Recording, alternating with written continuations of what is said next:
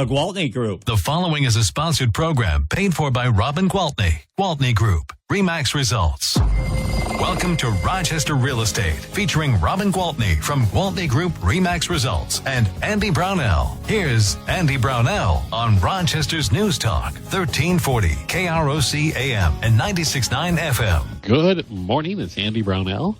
It's our time to chat with Robin Gwaltney, Gwaltney Group RE/MAX Results, but Robin's not here. So she has volunteered Elizabeth Burch to be her fill-in today. And, well, good morning, and it's great to see you again, Elizabeth. Hi, Andy. It's great to be here. Yes, Robin is in sunny California, and so I'm just really happy to be able to sit in and kind of fill in for her big shoes. Okay. And this trip to the West Coast is work-related. I think I did see that. Yes, it's an elite retreat, so it's the top 1% agents that she gets to go and experience Napa. That's great. Yeah, and she knows so many people. She's so well connected within the RE/MAX family that she does really value this time because she gets to see so many people that are from all different states and kind of, find best practices and do a lot of learning as well as having fun. So it's a great time for her. I look forward to when she gets back because she always has some great stories to tell when she attends those elite conferences. She does. She has great stories and she has great tips. So it's so nice when you can kind of share your ideas with the other people that are doing phenomenal in the business and kind of see what's working well for them. And it can be really, really exciting to come back and try to implement some of those for sure. Last week, Robin and I just really briefly touched on, oh my goodness, winter's approaching. And it's time to think about, those kinds of things you have to do to get your home ready to, weather the winter. Right. So I thought today maybe we could spend some time, really kind of diving into it. The sort of things that need to be done if you're a homeowner in the state of Minnesota or any cold weather climate. That's so funny that you said needs because that's the right word in terminology because these are things that are not fun to do, right? Nobody gets excited waking up. Well, maybe some people do, right? Get excited at early morning hours to get all these things done, but they are so beneficial on your home to really winterize it. So I'm excited to kind of dive into what those items are that they should be on your checklist before snow. And it's so much about protecting the investment you make. This is, for most of us, it's the largest investment we have is our home. Yes. If you let it go to heck on you, then you may not have that much equity left when it comes time to sell if you have to do a whole bunch of repairs. That's such an important, topic to discuss too. And as Robin has said over time and time again is your home is the bank account that you live in. And it's so true. It really does matter by the upkeep and being in this business and working with a ton of buyers and sellers that, we can walk into a home and we can tell if it's been cared for or not. There really is a difference. And so you are going to get the most out of your home if you have continued maintenance on the systems in your home. Absolutely. It really sets you apart from those that really kind of let it go over the years or don't put priority into maintenance. And so many of them are, simple things. They are. Some are simple things, some do, cost a fee here and there, but it's well worth it for what they kind of give back. So I'm excited to kind of talk about a few things with you today. Okay. Well, where do you want to start? Well, okay, so let's talk about the in-ground sprinkling systems, okay? This is something that you don't always think about, right, if you do have in-ground sprinkling. Not everyone does. The people that do, I'd say last year were probably very excited because they were the only lawn in the neighborhood that didn't look brown. But one of the things we want to do with those underground sprinkling systems is we want to make sure that the lines are blown out before it gets to freezing temps. So what a lot of people don't know, and a fun fact, is when water expands about 11% when it turns to ice, okay? So the expansion can cause like pipes and fittings and valves and sprinklers and pumps and other components to break. basically explode. And you don't want any of that because you'd have to have someone come out, a professional come out and basically repair it all or just kind of redo the whole system. So that's an easy fix. If you have a company that actually does this, so if you have an underground sprinkling system company that you work with, they do offer this service where they come out in the fall and they blow your lines out. So that basically gets all the water out and takes away the possibility of it freezing and busting those lines underneath the ground. Yeah, because the repair means they're going to have to dig up your yard. Yes, it's no fun. It's no fun. So it can be very, very, very costly if one of these tubes do explode. So have them come out, call up a couple local companies that do services if you don't already have one that you work with and is happy with, see what they're pricing, see if you can work prices against each other, see if they're willing to be competitive, and then have them come out and blow out the lines. Now, sometimes there are homeowners that are very savvy and can do this themselves. That's fantastic. So, that's always an option as well. But if you don't have the experience, I don't think this is something that you really want to kind of start a DIY project on in terms of just trying to figure it out. So there's a plethora of companies out there that can help you out with that too. I know people have cabins that they don't use in the winter. Right. They have to go in and get those lines blown out as well. Yes. And since we're talking about that, cabins, and I don't know why I think of a cabin as like an older home, right? Maybe like a 1930s or something that you find that's a small, and there's cabins that are all different sizes, right? But if you do own a property that has older windows, okay, non-efficient windows, and you have yet to update those or change those out because you just don't have the funds right now, go ahead and cover those with plastic, okay? That really helps with keeping the heat in and can help your bills over the winter months, I should say, stay a little bit more reasonable as well. Yeah, you won't feel quite as drafty. Right. I mean, of course, we'd love to see new windows be put in your house because it really is an efficiency type situation where you can really decrease your electric bills and your utility costs. But if you don't have the funds to replace all the windows, I get it, right? So make sure that you're putting those plastic on the windows and help keep that heat into your home as well. You reminded me too, Elizabeth, the caulking around the windows. Yeah. I have a friend who, on one of the windows, which was not easy to get at, okay, because of height. Oh, yes. And that one did not get caulked all that often, and lo and behold, it was a very, very tiny water leak, but okay, ended up causing a lot of damage. Well, yes, too, especially if it's in a place where you don't really see it every day, right? Like you're not eyeballing it. It's in a location that is either higher than your eyesight or not a place that you visit on the regular. Yes, that can absolutely cause a ton of damage. Just because of a slow drip can cause a significant amount of damage if it's not seen and repaired at the time. So yeah, that would be, it's great to go around and look at the windows in those offset places in your home and just make sure that the caulking is where it needs to be as well. And speaking of water, I know we have to cover this. I've covered it before because 30 years ago when I became a new homeowner, I fell victim to this. I did not disconnect the hose in time from the outside spigot. You are not alone. You are not alone. This is something we don't think about. A lot of times, your faucets are maybe on the side of your home that you don't visit on a regular basis, or, again, it's not in an eye view that you see all of the time. And what can happen is if you don't take off those hoses, right, there can be water that can be left in and it can freeze and it can cause a lot of damage and actually can be intrusive into your home. So we want to make sure that we are going around the house, and if there's any hoses that is on any spigots, that we want to make sure that we remove those and put those away. Yeah, the following spring. Yes. Or summer, when the hose finally got hooked back up. Yes. After it took it off late, and I was inside the house, and my wife turned on the hose, and I heard the sound of a waterfall in the basement.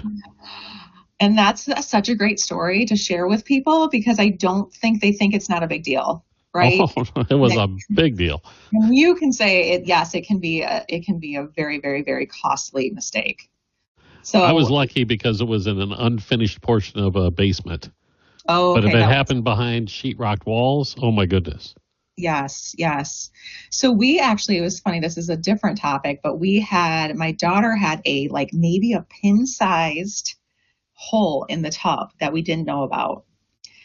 So all of a sudden, in our lower level, we have a finished lower level, but we're a family of 3 and we never go down there. I mean, she goes down there when she has people over and watches a movie or something like that, but we're not down there on a regular basis. Sure. So all of a sudden I walk down there and there is just like bubbled paint all down the wall. So this leak had occurred over time, right? And we weren't like really in an eye area where we see it all the time. Sure. And it had gotten pretty bad. So we ended up having to, take up the drywall from the ceiling. We had to, fix the tub. We had to re-drywall. We had to repaint. So yeah, water can be a big, big problem in homes when we don't see the small things that are kind of adding up. So all right. I feel ya. We have to take a break already, Elizabeth.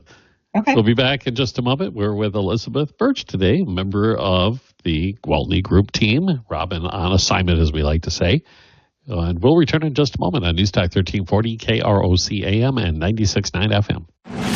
We'll be right back with Robin Gwaltney and Andy Brownell on Rochester Real Estate. This is News Talk 1340, KROC AM and 96.9. To Rochester Real Estate with Robin Gwaltney from Gwaltney Group-RE Results and Andy Brownell on Rochester's News Talk 1340, KROC AM and 96.9 FM. Welcome back, everyone. Andy Brownell and Robin Gwaltney, Gwaltney Group-RE Results, minus Robin. We're with Elizabeth Burch with the Gwaltney Group, and we've been talking about getting the house ready for winter to avoid future headaches and to maintain the value of your investment. Yes, yes. So we have a couple other fun ones, right? When I say fun, I do not mean real fun. Of course not. Cleaning out your dryer vent. Okay, I'm a little bit of a psycho about this. I clean out my dryer vent probably every 2 loads. But there's a lot of people that don't do this on a regular basis. And not only can this cause fires, but we had a person on our team, Brian, who actually handles a bunch of our marketing. He said he cleaned his out. He dug a ton of lint out of the bottom of the dryer. And then he took his leaf blower and blew out the exhaust line. So he said he actually put his camera inside to record it, and it was really, really entertaining to see how much lint actually came out. Except for you had to go clean it up afterwards, too. Right. And that's why I say not fun, but necessary. So, if you want to if you wanted to maybe do that route, you absolutely could, blow out the exhaust line. But I don't think people really realize how much lint gets stored in there. And then when you go outside and you see your lint vent on the outside of your house, remember to clean that off yearly. This isn't just a winterized thing, but yearly when you see it kind of plugging up, you're going to want to make sure that gets cleared out as well. True story. This was a few years back. We tried to clean the vent out on a regular basis as well, and we noticed the dryer didn't seem to be working quite right. Okay. So that was the first place we investigated because it's the most likely problem.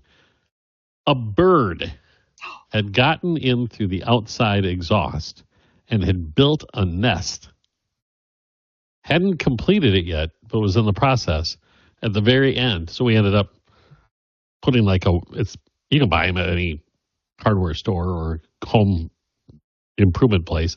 Right. Like a gate. A shield over it so the bird they can't get in there anymore. But no, that's such a great story because you were not the first one that this happened to. It's a great little opening for a bird to see and be like, wow, this would make for a great home, right?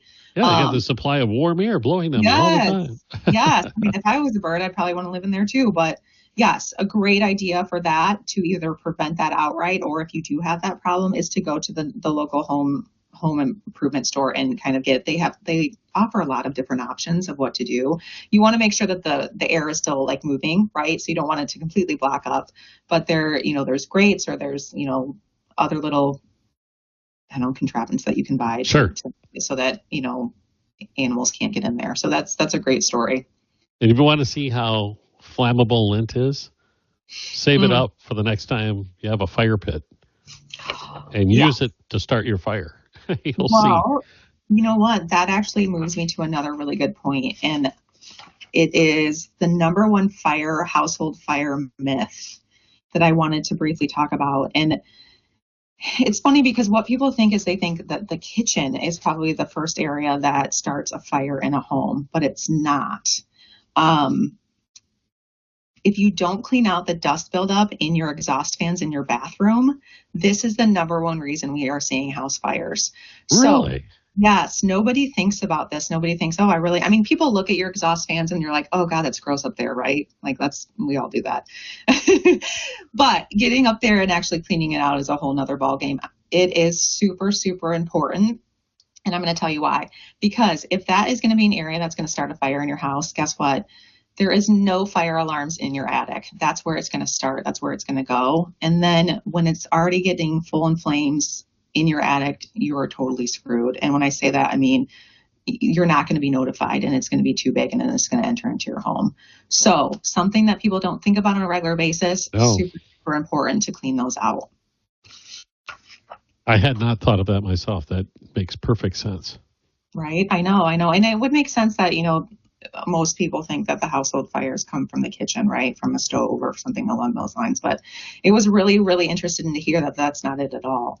So something easily that can be fixed or cleaned out. So definitely make that a priority before the winter hits. And it rings true too because of the number of fire calls that I've covered over the years, and so many of them are attic fires. I know. It's to a point where it's like maybe we should start installing fire alarms in attics. That's another discussion. But if we keep those exhaust fans cleaned out, then that can help eliminate that altogether. Fantastic. Yeah. And then another great tip before the winter months hit, right, is just making sure that your HVAC system or your AC, you could have someone bring someone in to do just a checkup. I see from my sellers so a great example of this is I just sold a home over in Polar Lane. My sellers were phenomenal about their ongoing maintenance. They've lived in this home for, over 20 years and they've had their HVAC system serviced every year. So this was a huge, huge, huge peace of mind for buyers coming in, knowing that the HVAC is probably around 15 years old, right? So it's getting towards the end of life, but because they maintenance this and the company came in and checked it out yearly to know things are working right or needs to be improved, that it really offers new buyers the peace of mind that it'll treat them right for a few years more to come. That is, you hear these stories often that, you're right on the verge of buying the home and then they do the inspection and guess what? AC doesn't work. Right. And, that's one of the biggest components in terms of money-wise for a seller that has to be responsible for and for a buyer, right, who's looking to purchase. So making sure that these are continuously maintained actually could save you a ton of money in the long run. And I suppose by the same token, that applies to your furnace as well. Oh, absolutely. Absolutely.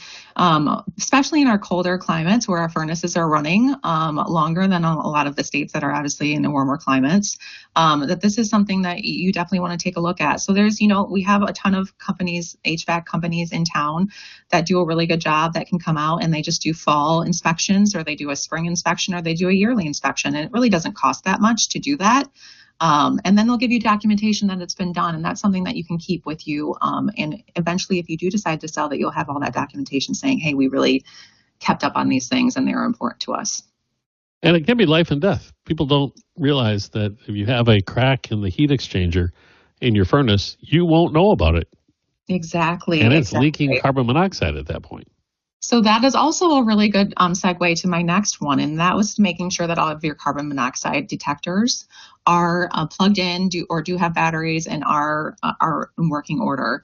And when I say that, I actually was just on Facebook the other day, and I saw a local woman who kind of put out information. It reminded everyone to make sure that those are up and running. And she had lost her daughter, who was 3 years old at the time. Her daughter would have been 20 years old this year. And it really, really, really, I don't know, it just kind of broke my heart that if we are able to put these in our home and prevent something like this from happening to one of our family members, let's do it. Let's make sure these are working. They are not expensive. A carbon monoxide detector should be on each floor of your home. You only need one per floor. And they're just so important. It really is between life and death because it's the silent killer, right? You guys, we don't smell this. We don't know it's in the house until it's too late. So those detectors are really, really, really important. So make sure that you have one on each floor and make sure that it's in working order. I don't know if we're talking about the same person, but a woman I went to high school with lost children tragically that way many, Okay. many years ago. And she's been a very, very strong advocate, very publicly advocating she went to Congress, spoke at the state legislature Thank back when goodness. carbon monoxide detectors were still kind of a rarity. Right, Now right. they're required. And Cheryl's been very, very boisterous advocate, obviously, because of the tragedy she experienced. And every time I even look at my carbon monoxide detector, I actually think of her and what her family Yes, has gone through. It's terrible. right. And to be honest with you, she probably would really appreciate hearing that because that's her goal, right? When you lose someone like that, that you really want to help prevent that loss for other families. And the name doesn't ring a bell from the person that I was reading about, but the story rings true, right? I mean, Unfortunately, it's probably happened to more of the people than you think. right, right. So it's important to still talk about. It's important to spend that $40 to $100 per unit and really have them installed in your house. It's important, and my heart goes out to the family members that have lost family, or to the families that have lost family members in a carbon monoxide accident. It just really breaks my heart. So let's keep our houses safe. Let's keep our family members safe and make sure those are up to date and those are in working order. You know what? We have to take another break already, Elizabeth. So we'll do that Okay. really quickly, and we will return. This is, I guess, Robin Gwaltney Group-RE Remax Results is the official title of the program, but we're with Elizabeth Burch today, and we'll return in a moment on News Talk 1340, KROC AM and 96.9 FM. We'll be right back with Robin Gwaltney and Andy Brownell on Rochester Real Estate. This is News Talk 1340, KROC AM and 96.9. To Rochester Real Estate with Robin Gwaltney from Gwaltney Group Remax Results and Andy Brownell on Rochester's News Talk 1340 KROC AM and 96.9 FM. Welcome back. Andy Brownell with Elizabeth Burch with Gwaltney Group Remax Results. In for Robin today. Robin will be back next Saturday and share with us some stories about California, I'm sure. Yes, I hope so. I hope so. We're talking about what to do when the cold weather arrives, though. And Yes. we went into the break and we were talking about, horrible tragedies involving carbon monoxide detectors. And that's tied in with your heating ventilation systems.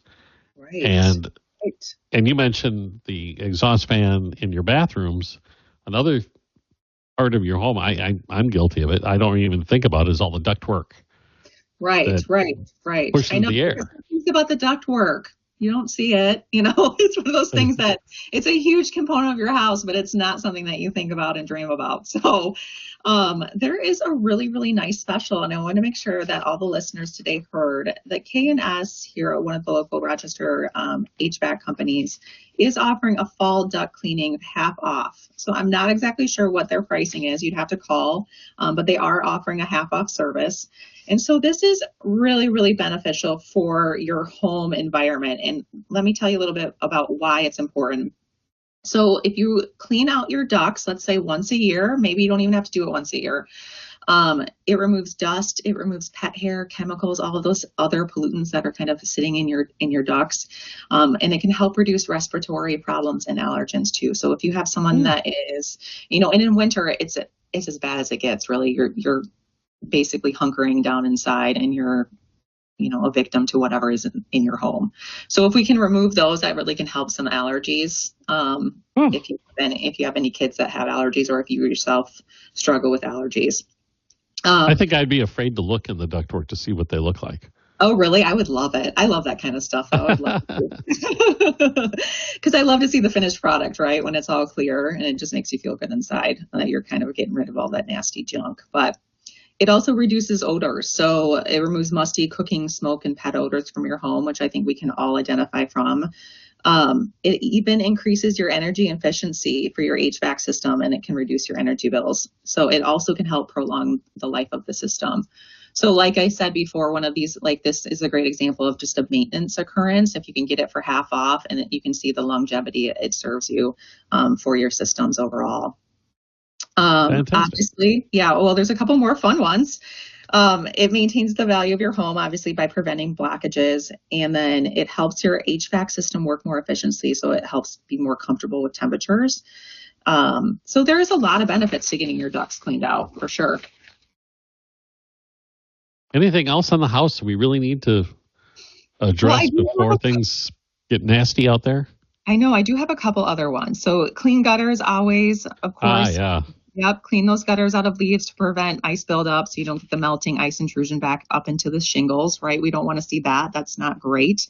Once again, water problems, right? I know. Once again, I mean, that's really what we're really trying to fight hardest against here in Minnesota is just water issues and with our climate. So also, another fun fact that I like to say, and I actually just bought one of these for my daughter's car, who is 16 and a new driver, is they do have those emergency roadside kits. And this is kind of not to have to do with the home, but just for your well-being and peace of mind.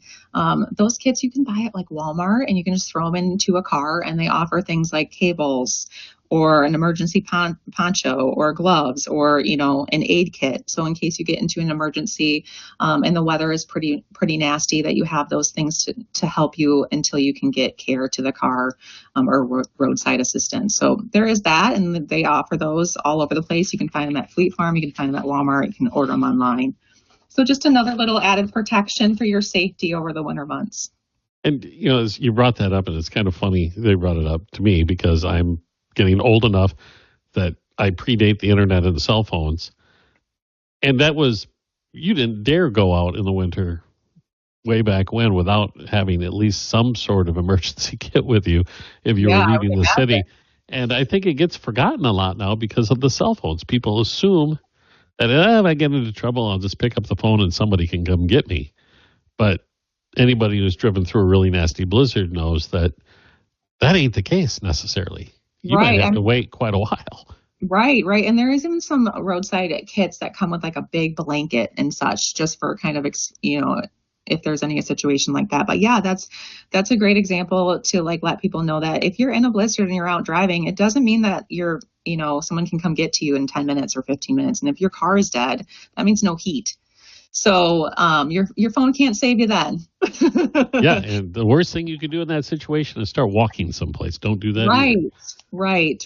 So, just kind of getting in front of these things and just a nice reminder to take care of that bank account that you live in, because it takes really good care of you and keeps you warm and safe during those cold winter months.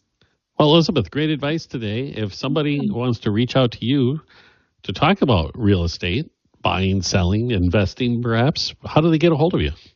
Yes. So I would love for any of you to call and we can have a conversation about your real estate goals and how I can help with that.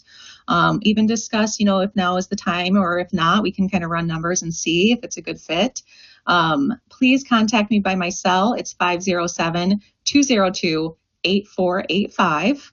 And I do have, you can find me on TikTok, you can find me on Instagram, and you can find me on Facebook as well. And I do a lot of fun little videos of the homes that we have listed for sale, of kind of areas that you don't really get to see online. So feel free to check me out socially as well. You probably have videos of the clean ducks.